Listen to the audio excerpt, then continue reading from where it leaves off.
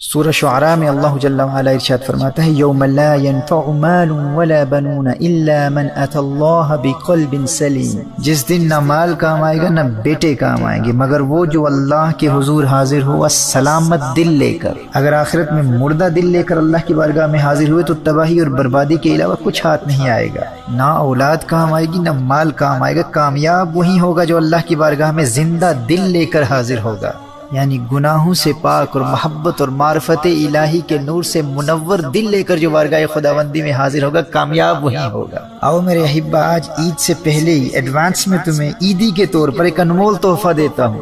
اگر یہ تحفہ قبول کر لیا تو قیامت کے دن تمہارا دل مردہ نہیں ہوگا، تمہیں اہل دل کے ساتھ اٹھایا جائے گا، دل والوں کے ساتھ اٹھایا جائے گا، تمہارا دل زندہ ہوگا۔ سنن ابن ماجہ کی حدیث ہے، میرے آقا صلی اللہ علیہ وآلہ وسلم نے ارشاد فرمایا، جس نے عیدین کی رات یعنی عید الاضحیٰ کی رات یا عید الفطر کی رات یعنی عید سے قبل رمضان المبارک کی آخری رات جس نے حصول ثواب کے لیے قیام کیا، اسے اللہ کیا مقام عطا فرمائے گا؟ اس دن اس کا دل مرے گا نہیں جس دن لوگوں کے دل مر جائیں گے۔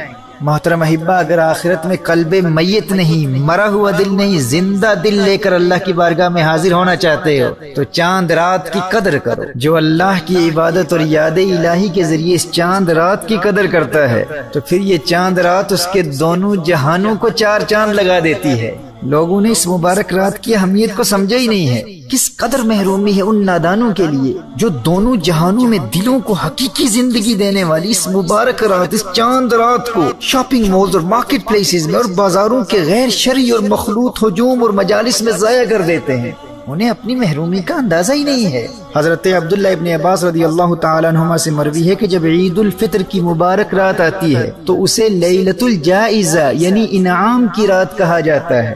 اسلام میں عید الفطر کی رات یعنی چاند رات کو لیلۃ الجائزہ کہتے ہیں، یعنی انسان تمام رمضان المبارک میں دن کے روزے اور رات کے قیام اور دیگر عبادات کے ذریعے جتنی محنت کرتا ہے ان تمام عبادات کا خاص انعام اللہ جل وعلا کی جانب سے لیلۃ الجائزہ میں ملتا ہے، اس انعام کی رات میں ملتا ہے۔ یہ جسے تم چاند رات کہتے ہو نا، یہ سارے مہینے کی عبادات کا صلہ ملنے کی رات ہے، انعام ملنے کی رات ہے۔ یعنی یہ چاند رات در حقیقت اللہ جل وعلا کی طرف سے عیدی ملنے کی رات ہے۔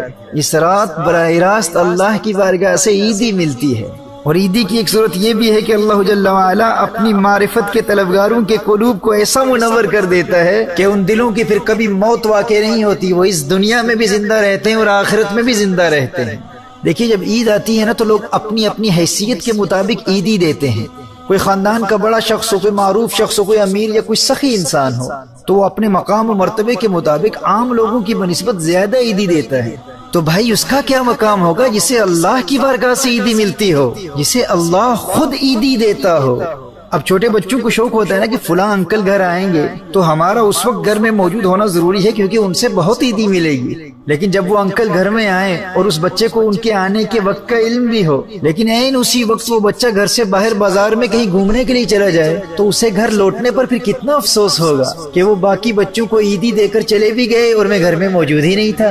تو میرے دوستو، پھر اس سے بڑھ کر محروم کون ہے جو یہ جانتا ہے کہ اگر چاند رات اللہ کی عبادت میں گزار دی تو چاند رات اللہ کی رحمتیں اس کی عبادت گاہ میں اسے عیدی دینے کے لیے آئیں گی۔ لیکن یہ نادان انسان اسی چاند رات کو شاپنگ مالز میں، دوستوں یاروں کی فضول صحبتوں میں، بلکہ حرام کاموں میں برباد کر کے اللہ کی عیدی سے محروم رہ جاتا ہے۔ میرے بھائیوں، میری بہنوں، اس لیلۃ الجائزہ کی، اس انعام کی رات کی، اس چاند رات کی قدر کرو اور یاد رکھیے آخرت میں دلوں کو زندہ رکھنے کی فضیلت یہ ان دونوں راتوں کو حاصل ہے، عید الفطر کی رات کو بھی اور عید الاضحیٰ کی رات کو بھی۔ یہ دونوں راتیں اہل دل کی راتیں ہیں، دل والوں کی راتیں ہیں۔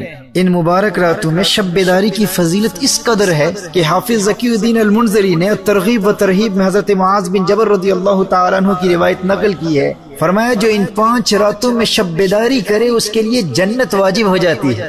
ذی الحجہ کی 8ویں، 9ویں اور 10ویں راتیں، یہ 3، اور چوتھی عید الفطر کی رات، 5ویں شعبان المعظم کی رات جسے ہم لیلۃ البراء یا شب برات کہتے ہیں۔ اس روایت سے یہ بات روز روشن کی طرح واضح ہو جاتی ہے کہ جو چاند رات شاپنگ سینٹرز کی بجائے عبادت میں گزارتا ہے اسے پھر اللہ کی بارگاہ سے عیدی ملتی ہے۔ اور وہ عیدی کیا ہے؟ اللہ دلوں کو دائمی زندگی بھی دیتا ہے اور عیدی میں جنت بھی عطا کر دیتا ہے۔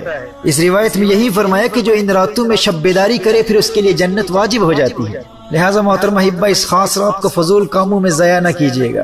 لیلۃ الجائزہ میں آنسو بہا کر رو رو کر اللہ کی بارگاہ میں ماضی کی خطاؤں سے توبہ بھی کریں اور آئندہ گناہ نہ کرنے کا پختہ ارادہ بھی کریں۔ اب آئیے چند باتیں فلسفہ عید اور پھر عید کے دن کے حوالے سے، اور پھر لائف آفٹر رمضان یعنی رمضان المبارک کے بعد 11 مہینوں میں رمضان المبارک کی فیوز و برکات کے ذریعے گناہوں سے بچنے کا طریقہ کیا ہے، اس پر چند باتیں سماعت فرما لیجیے۔